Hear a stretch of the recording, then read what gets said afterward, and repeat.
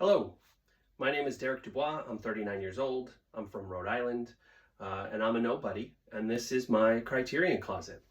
I think we're all in love with the Criterion closet and its closet collection videos, but why should celebrities have all the fun and get all the free videos at the end, right? Pierre Le Fou, Jean-Luc Godard's film from the tail end of what I would consider the French New Wave. This to me is a very important film to me personally.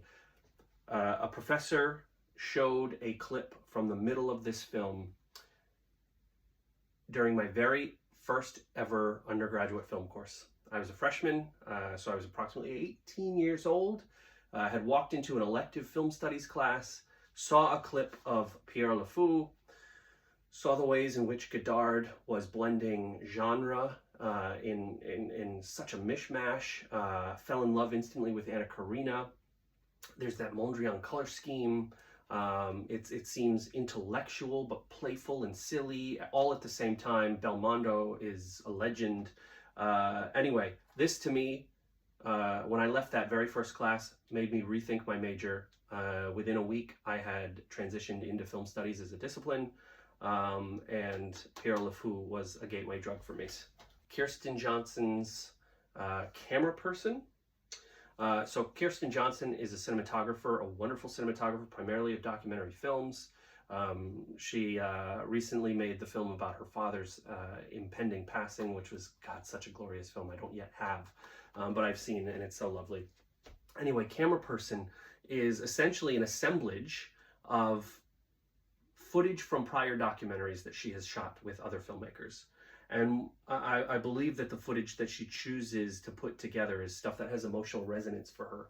And to me, it harkens back to what Stanley Kubrick famously once said, which is that of all the elements of film form, editing is the one that is wholly unique to cinema.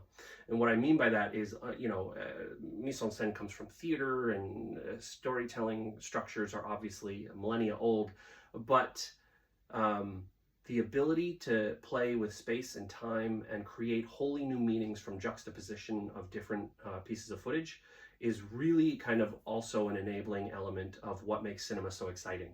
Let's just go and merge two things together that might not have any narrative coherence in the here and now, but what do they have to say in conversation with one another when you put them side by side, and the way our brains try to make sense of those things. Utterly fascinating, beautiful filmmaker, beautiful film. Highly recommend. Two films that I want to pair is kind of a great double feature.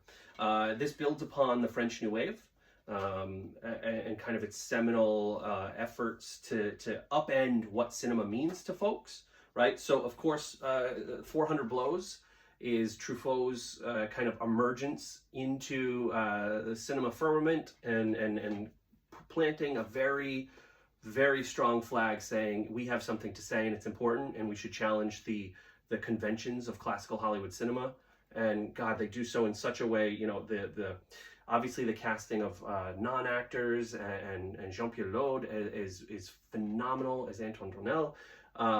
But the cinematography, the outdoor shooting, the natural locations, natural lighting in a lot of places, the dialogue, everything is phenomenal. I would pair that with Kiarostami's Where is the Friend's House, which is part of the Coker trilogy. This film was shared with me by one of my favorite professors in Rhode Island College. Shout out to Vince Bollinger. And Where is the Friend's House is essentially an Iranian take on the 400 Blows. Yet another exceptional child performance, heartbreaking. And if you haven't seen these make for a great kind of rainy afternoon twosome. Scorsese's After Hours. Like most folks, whether film aficionados or not, I'm certainly influenced by Scorsese's work. I think his vitality as a filmmaker comes through in just the energy of his films. I mean, he's still making films today that have the kind of the presence and the excitement of a filmmaker, a third or a quarter of his age. He's been so influential. There's nothing I could add to the conversation on Scorsese. What I will add is, while we often kind of highlight Taxi Driver, Raging Bull, Goodfellas, rightfully so, as kind of the Mount Rushmore of Scorsese films, I want to highlight After Hours, probably one of his lesser known films. If you're watching this video and you're familiar with the Criterion Closet, I'm sure you're familiar with it. But for the general public, I think After Hours is generally underseen. There's this shot in here of Rosanna Arquette. It's a quick dolly in. It's very rapid. It's on her face. It's as she's turning around. It's maybe 8 seconds long. I haven't counted. But to me, it's the most perfect shot in cinema history.